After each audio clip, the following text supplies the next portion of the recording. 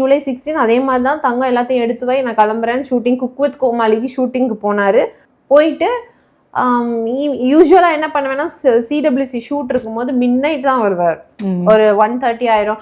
அப்போ வரைக்கும் முழிச்சிட்டு தான் இருப்பேன் எனி டைம். அவர் 3 o'clock வந்தால் கூட நான் தான் டோர் ஓப்பன் பண்ணுவேன்.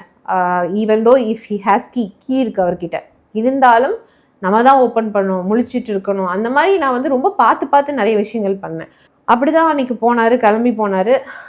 நைட் லேட் ஆகும் அப்படின்னாரு. சரி ஓகே. அப்போ நான் சார் அன்றைக்கி எனக்கு ரொம்ப டயர்டாக இருந்துச்சு, ஸோ வந்து நீங்கள் வந்துடுங்க அப்படின்னு சொல்லிட்டு நான் மெசேஜ் போட்டு தூங்கிட்டேன்.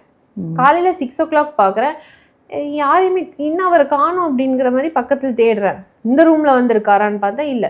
டிரைவருக்கு ஃபோன் பண்ணால் சார் எங்கன்னு கேட்குறேன். சார் நைட்டே காரை வந்து என்னை அமுச்சு விட்டுட்டு கீயை செக்யூரிட்டியை கொடுத்துட்டு போனார்.